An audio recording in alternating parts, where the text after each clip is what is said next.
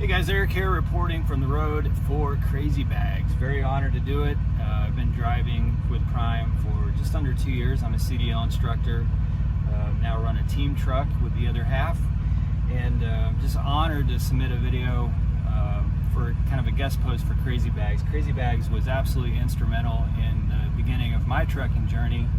I learned all of my pre-trip from his channel and backing from his channel, all kinds of stuff that I felt like was absolutely instrumental in starting my trucking journey with Prime off, and it's an honor to be sending in a video for his channel and for all of you guys who've been longtime subscribers to his channel, and hopefully I'll be able to send some more as well as my co-driver while we're driving here at Prime Inc. So this first video, I wanted to address a lot of questions I see about the shortage of supplies and food on grocery store shelves, which is still going on. This is August 21st, I believe, and there are still shortages. It's still hard to find food on the shelves, and a lot of these comments are actually, someone emailed me the other day and said, hey, you're a truck driver, are you guys charging so much and getting such high rates that's what's causing the shortages?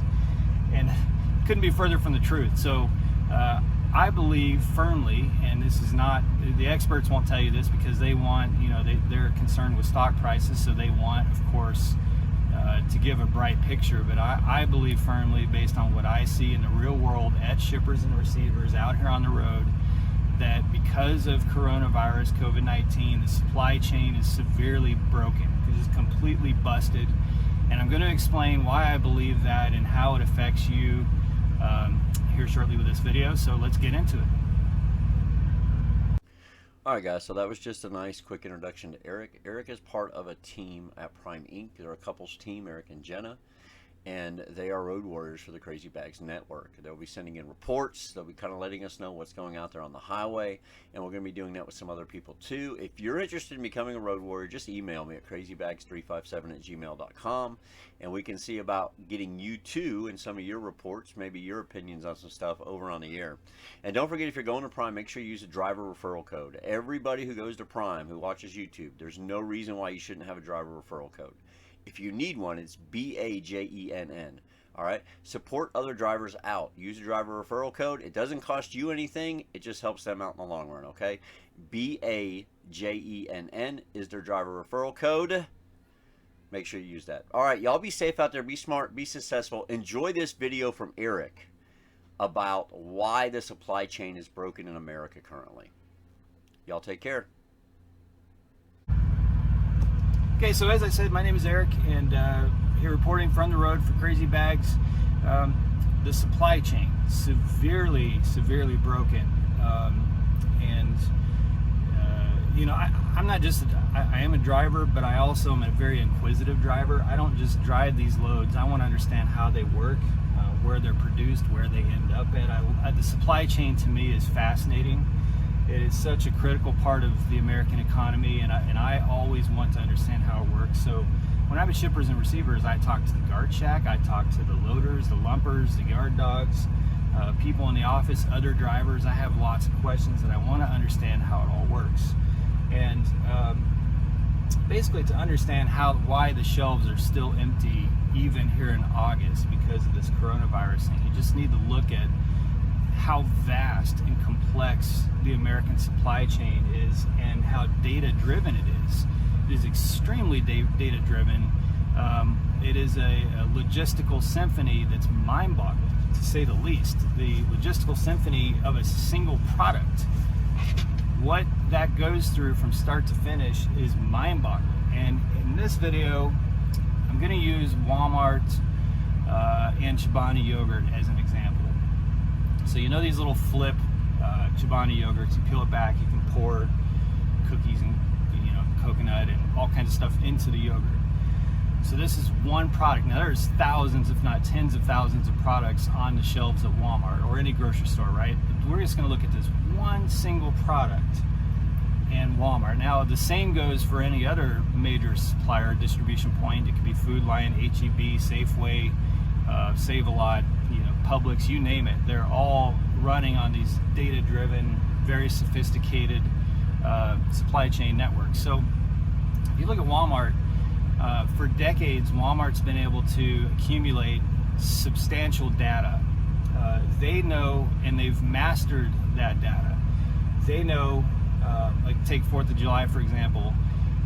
Previous decades, up until 2020, Walmart has been able to pretty accurately prepare for 4th of July week at every single store, in every single state in the country. And it has to be that accurate because stores are very different. What may be sold at a Walmart store in, say, Troy, Alabama, is going to be vastly different from what consumers want to purchase in, say, Gary, Indiana, right? It's two very different geographical locations, two very different consumer bases. So Walmart first has to look at that. Then they have to look at the times of day, the types of products that are sold those times of day. It's very different. What shoppers may buy at a 7 a.m. on Tuesday morning, you know, donuts for the office, they go to the bakery, they get some coffee, they, you know, maybe some Lunchables or something they want to snack on throughout the day. That's significantly different than what shoppers typically buy on a Friday night at 7 p.m., which is going to be beer, frozen pizza, very different, right? Well, Walmart has to plan for that Tuesday morning, and they need that in place a couple days in advance. And then they have to plan for that Friday night, and they need the supply for that a couple days in advance.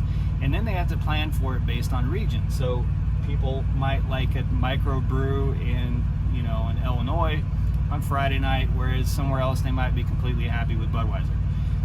You know, so it's very different. And Walmart has to plan that entire supply chain with extreme precision. So this whole thing has been very predictive. It's a predictive supply chain for decades, and has been extremely accurate over the last, say, 5 or 10 years, to the point where Walmart can go to all of its suppliers, all of its vendors, days or weeks or sometimes even months in advance and say, 4th of July is coming, so here's what we're going to need. Here's the exact amount of your product that we're going to need on, say, the 1st of July. Because they can look at last year's data, the last couple decades of data, then they can look at their trends and they can add growth, and they can pretty much precisely predict what they would need in each store on July 1st in order to meet X demand on July 4th, right? So the suppliers all know. They know exactly what's expected of them. If you make a bag of cheese for Walmart, like a small cheese factory in Utah that sends these bags, I think Great Lakes Cheese Company is one of them, they know weeks or months in advance exactly how much product Walmart's going to want at its Cheyenne distribution center, at its, you know, they got distribution centers all over Alabama, they're everywhere. They know exactly what is going to be needed at each of these distribution centers well in advance. So what happens here, and why is the supply chain broken? Well, coronavirus basically took a predictive supply chain and crashed that, completely threw it out the window, and made the entire supply chain reactive. It's no longer predictive. The whole supply chain is reactive. Because of these shutdowns, because Walmarts and these grocery stores are no longer open 24 hours, all that decades of data, all the trends that these companies have are now, in many ways, irrelevant. They're completely meaningless.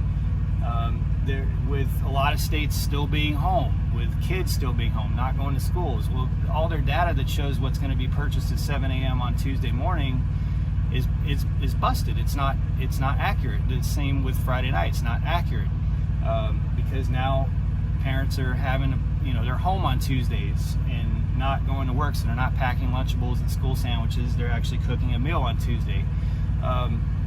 In addition to that, all the restaurants that were serving office buildings that use that same cheese from that same small company up in Utah or wherever else cheese is made, they're not open. So, and if they are open, and they're not supplying anywhere near as much food to the big office buildings, so all of that data is out the window too. So what's happening now is that Walmart and all of these big distribution points, they're not able to go to all the suppliers and say, we need X amount of product to this distribution center, and we need it on X day to prepare for, you know, whatever date they're prepared. They don't have that. So what's happening is all the loads that we're taking to these distribution centers are reactive, and it's a pain for us because we used to know well in advance. If I got a load proposed to me, it would be, hey, you're going to go pick up this load tomorrow morning. You know, it has to be picked up by 9 a.m. Here's the appointment time, etc. Well, now what's happening to us is we're getting loads proposed to us, and I'm a lease driver, so I'm not forced dispatch. Almost like 9 out of 10 loads now were already supposed to be picked up. They're already past their window. And the reason is because it's all reactive. It's not predictive.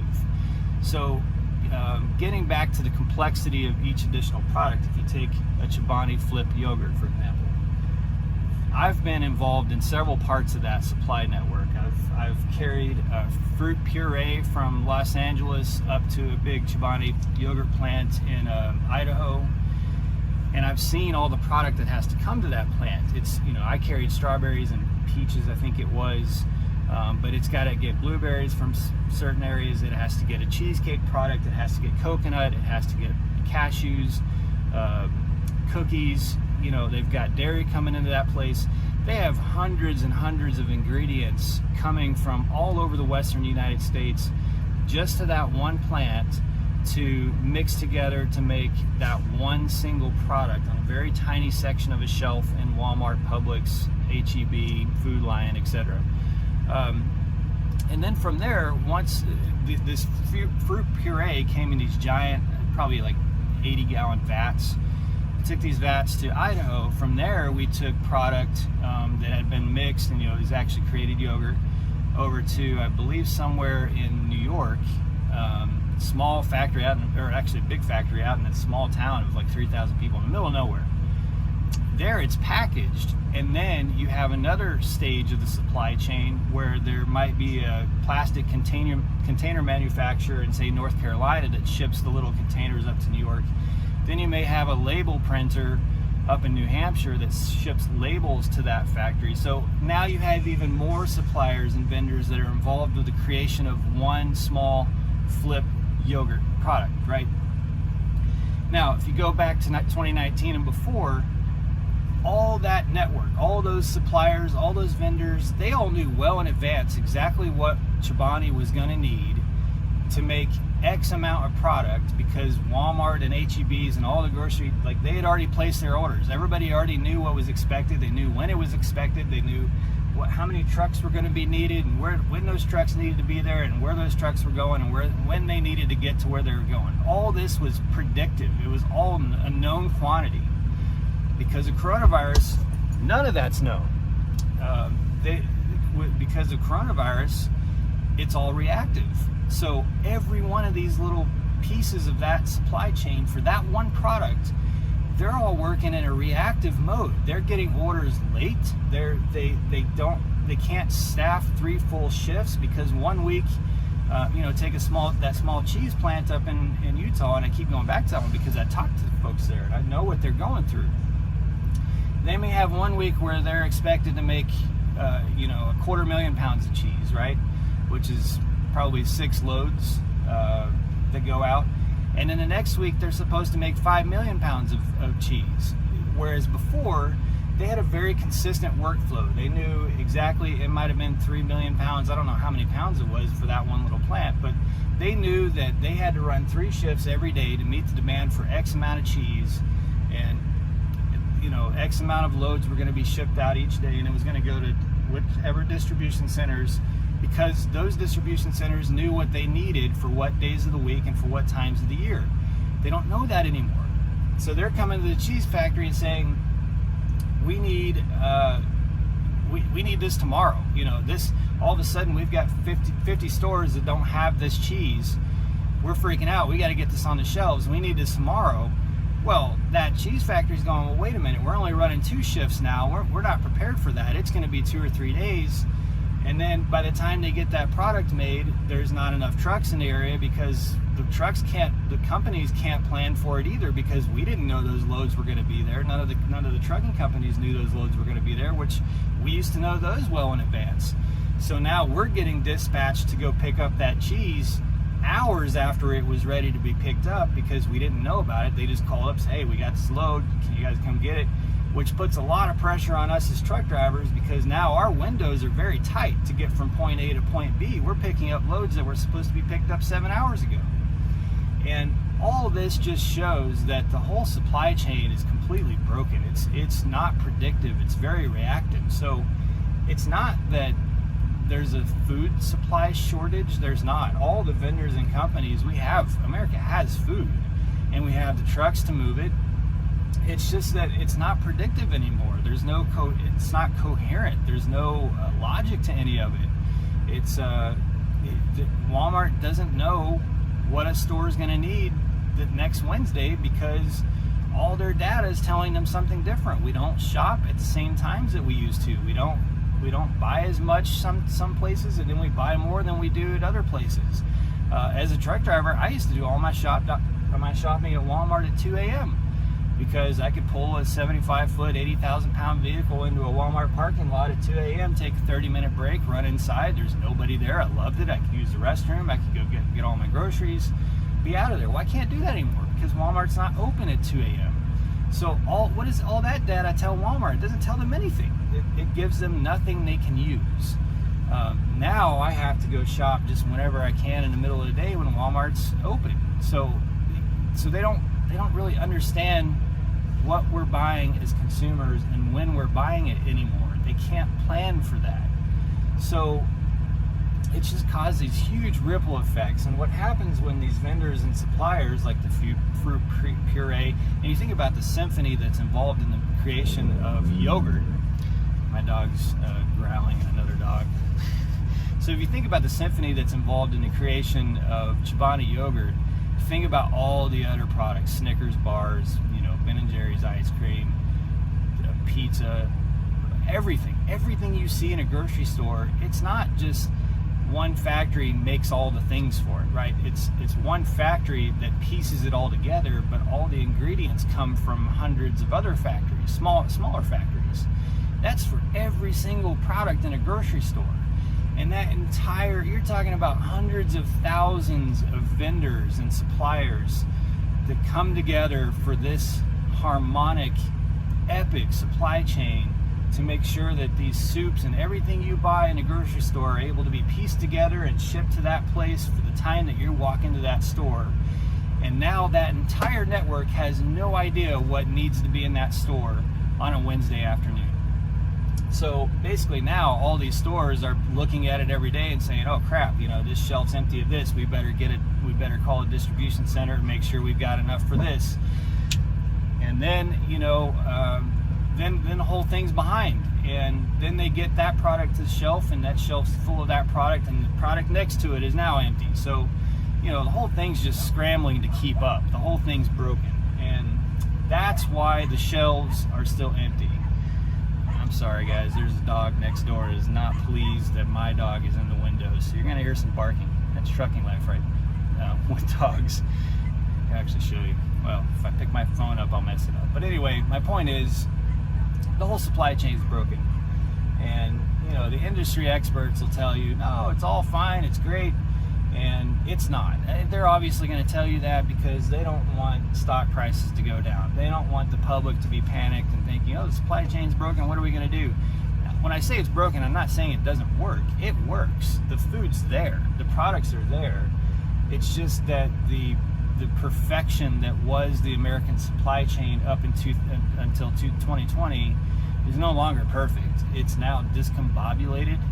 And it's very disconcerting, to be honest with you. It's just not the way it should be, and it hurts everybody. It hurts the consumer, and it hurts the truck drivers, the freight networks that are trying to get it there. Just the whole thing is messed up. And that's, when these suppliers get these orders late, well, it's just like if you order a package and you have two options. You can get it tomorrow morning, or you can get it a week and a half later. It's going to be more expensive if you get it tomorrow morning, right? It's the same with food. Because these companies are getting these orders late for cheese and yogurt and all these other products that you and I buy in a grocery store, it's costing more. And that price is not passed on to the Walmarts and the Food Lions and Publixes of the world. Of course, it is passed on to them, but what do you think they do with those costs? They pass it on to you. So not only are the shelves in many cases empty of these products. When you find the products, they're more expensive. You used to could fill a cart with $100, right, at Walmart. Now you go get 2-3 bags worth of stuff and you're at $130 and you're going, what the hell happened? That's because the whole supply chain is now operating in a manner that makes it less efficient, reactive, not predictive, and more expensive when the product actually gets to the consumer. And quite frankly, I don't see it improving anytime soon. I don't know, because again, there's no logic in consumer habits now, and these companies can't create data sets that help them be predictive. So right now we're just in a reactive supply chain like that. It just is what it is. So I don't see it getting better anytime soon. But don't panic. It's going to be frustrating, but like I said, there is still, it's not that we're out of food. We're not out of food. It's just that the supply chain doesn't know how to coherently keep it stocked. And that's really what it boils down to. So anyway, hopefully this little update from the road via the Crazy Bags channel is useful. I think if you're a truck driver, you probably already know this and see it.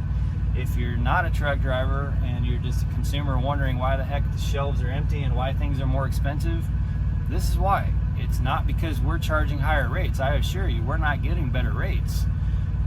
In fact, it's all more frustrating for us than it's ever been before. It's because the whole supply chain is broken and nobody knows what needs to be where, when. And it's, but the food is still there and it will eventually get there. It's just a matter of what time of the day you go and what product happened to show up at that store the day you're there. So it really is hit and miss everywhere. And I do think the prices are going to continue to stay high for the foreseeable future because of it. So like I said, don't panic. Just know it's going to be a little bit of frustration, and it is what it is. That's the world we're in today, and hopefully this helps. Anyone who's watching this and interested in driving for Prime, like I said, I'm a CDL instructor. Although I'm a team truck right now, I may take trainees in the future if the situation here changes and the other half has to stay home. It's a great company. Love it. Of course, there's no perfect company, but I'm diehard Prime. I love Prime. I drive a lease truck. I got a brand new Peterbilt 579 Ultraloft. Love it. It's got its flaws, but I love it. And I would highly recommend Prime as a starter company. If you do head over to Prime and are interested, you can leave comments down below. I'm sure Bags would address them. I'll try to post in as well. You can use my driver code is ODOMEJ, ODOMEJ and my name is Eric, and hopefully my truck, my co-driver, and I will be able to submit an update maybe every week. I don't know. Bags may hate this.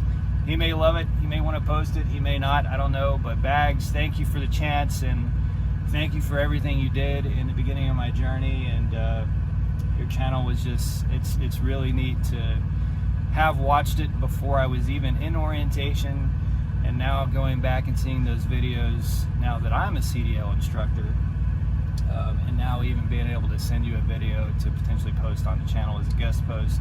Thank you for everything you do, Bags, and thank all of you for watching. Please help the channel out. I've heard that Bags is working on bringing more trucking content to the channel, which is great. It's probably one of my, if not my favorite trucking channel out there within the Prime family. So I'm glad to see it continuing to do what it did so well. So thank all of you. Make sure you like his channel, or like this video. Subscribe to his channel if you haven't, because like I said, I think it's going to continue having trucking content. And leave a comment if you have any questions about the supply chain and how it's broken and what this means for both truckers and consumers. All right, thanks everybody. Appreciate it. Have a good one. Be safe out there on the road.